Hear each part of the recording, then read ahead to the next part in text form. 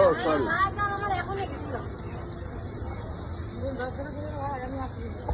না না হাঁটো তোমরা, এই ভিডিও হচ্ছে, এ ছবি না।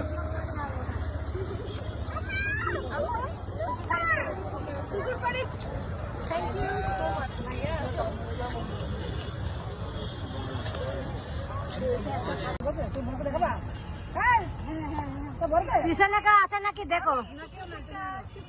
আমি যখনই রাঁধতে বসি বন্ধু বাজাই বাসি, রান্না বাড়া তুমি আমি খুশি থেকে কেমন করে ও দুলা ভাই তুমি আমার পাপা ভুলে যাও, পাপা এখন আমার পায়ে আমাদের ভুলে যাই।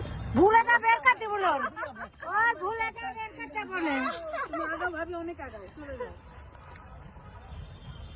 এই যে আমরা বান্ধবীতে এই যে হাঁটছি, এটা কত মজা না, এই যে একটা পুরস্কার হাতে নিয়ে যাচ্ছি মামি, আর মামি হলে আমার ভিডিওটা তোমার করে হাতে দিচ্ছে। যে তুলে দিতে পেরেছি আমার কত শান্তি লাগছে জানো। আল্লাহ, এই বান্ধবী এক খেয়েছে। হ্যাঁ আমি খুবই খুশি বললাম নিয়ে, ও জয়িতা হয়েছে মানে আমরা জয়িতা হয়েছি, খুবই খুশি। আর ভালো রাখে। আমার প্রিয় বান্ধবী তুমি, বলো বলো বলো। আমার কিছু বলার নেই, তুমি ভালো থাকো, আর কিচ্ছু চাই না। সুবর্ণা জয়িতা হতে আমরা খুবই খুশি, কারণ সুবর্ণা আমাদেরই একজন, আমারই এক মেয়ে, আর কত কষ্ট করে মেয়েটা মানুষ হয়ে গেছে। এখন আমরা ওকে সহজেই ভুলবো না, আরো বেশি বেশি করে মনে রাখবো, কারণ বন্যকে বাছাই করে নিয়ে আসে ঢাকা টু কুষ্টিয়া থেকে। মহিলা অধিদপ্তরকে জানাই শুভেচ্ছা এবং স্বাগতম। হ্যাঁ আমরা কোনোদিনই ভুলবো না, বিশেষ করে সুবর্ণাকে ফার্স্ট রেখেছিলাম, এবার ফার্স্ট। হ্যাঁ ওকে, বলতে চাই যে ও জয়িতা হতে আমি খুবই খুশি, আর আরো খুশি থাকবো যে ওর স্বামী ছেলে মেয়ে নিয়ে ভালো থাকুক, সুস্থ থাকুক, আর বছর বছর যেন আমরা এভাবে জয়িতা একটা করে পেতে থাকি। আর এই যে আনন্দের অনুভূতিটা খুবই ভালো লাগছে, আজকের আবহাওয়ার সাথে সাথে এই আনন্দটা আমাদের কাছে খুবই খুবই গর্বিত আমরা সুবর্ণাকে নিয়ে। I love you Subarna, I love you Subarna. Subarna যাতে সুবর্ণা আমাদের সাথে থাকে। সুবর্ণাকে একটা গান শোনাচ্ছি, আমি খুবই খুশি।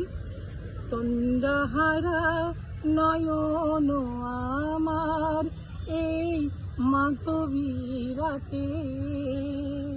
ও দারুণ, ভালো লাগছে। আসসালামু আলাইকুম, আমি একটা বড় দলি বলছি।